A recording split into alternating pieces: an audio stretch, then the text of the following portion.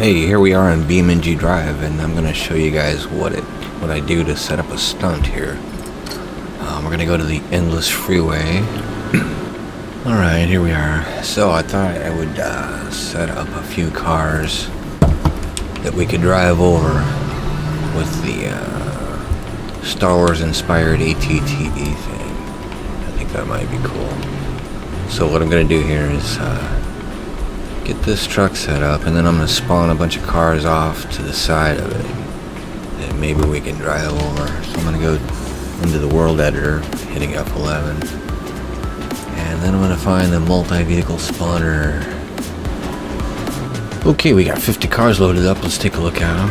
We got a little off center and embedded into the wall. We can fix that. We can fix that. We just need to go back into the editor, and we're gonna pull up the scene tree. There we go. And spawned vehicles. And we're gonna highlight all these spawned vehicles here. Click the first one, hold shift and click the last one. That'll get them all lined up there. Get this out of the way. This out of the way. Okay, now let's just scooch them over a little bit. And then we'll get the rotation tool. Give them a little rotation. Alright, that's good. Good enough. Alright, now let's check it out. We have a nice collection of random cars here. So judging by the frames I'm getting here, we're going to have to go in 1/100th speed to pull off our stunt. But that's okay, I'll show you how I do it. Let's just get rid of the truck first of all. Alright, now I'm going to spawn the ATTE here. Okay, so at this point I'd started recording. If I wanted to get the, different camera angles, I would use the recording app from the user interface apps, or just hit Alt-R to start the recording and then Alt-R to end it. So I'm going to run it at 1/16th speed just until I get close, and then I'm going to turn it down to 1/100th speed. And otherwise, it'd be pretty jerky and we wouldn't get a good frame rate. Unfortunately, when you have this many objects spawned, the only way to get a good frame rate is to record it in slow motion and then speed up that recording in your editor. And believe me, friends, that takes a long time to do.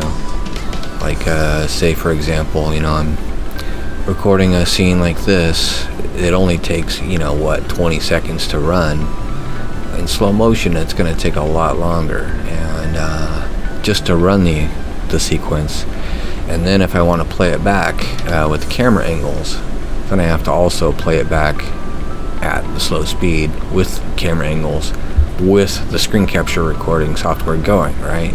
So you do that 2 or 3 times, and suddenly you got about 2 hours of footage, and for a really short 30-second sequence you got 2 hours of footage to deal with. So you finish up and you load the file into your editor, and that alone, it can take a while just to load the file into the editor, and then to respeed it. For a 10-minute video with a couple hours of footage, just to respeed the footage into real time, it could take about an hour. And then you still got to edit. So you still got to edit it all together, right? And so that takes time. And we're not even talking about uploading it yet. The upload takes time, especially if you're uploading in 4K. It'll take a bit of time, but what really takes time during the upload is after it's uploaded, YouTube has to process it. And it takes about an hour per minute of video time to process in high definition. So if you're doing a stunt like this in slow motion, for 30 seconds worth of material, you're looking at a good day worth of work just to get it done. And so it's hard to appreciate what goes into these kind of videos. But this part might be fun to watch just at this speed. I've often thought about just uploading videos at this raw speed, you know, just for maybe the ASMR people to, you know, enjoy. But you know, this is fun to watch too in slow-mo. We're gonna see if we can get all the way through these cars, and the plan is, if we do, then I'm gonna you know, get a bunch of different angles of the footage and edit a video together so that it's all nice and looks cool, not just from one camera angle, you know. So we'll probably do that as the second half of this video, I suppose. I'll show you how I do this for the first half and then run the 30-second sequence at the end of it. Might as well, instead of making a separate video for it. So, looks like we're tipping over. We might not get all the way through. Let's see if I can recover. No, not gonna happen. Maybe. Well, we're definitely off our course though.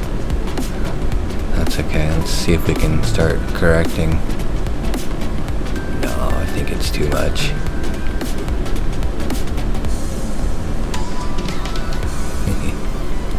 Anyway.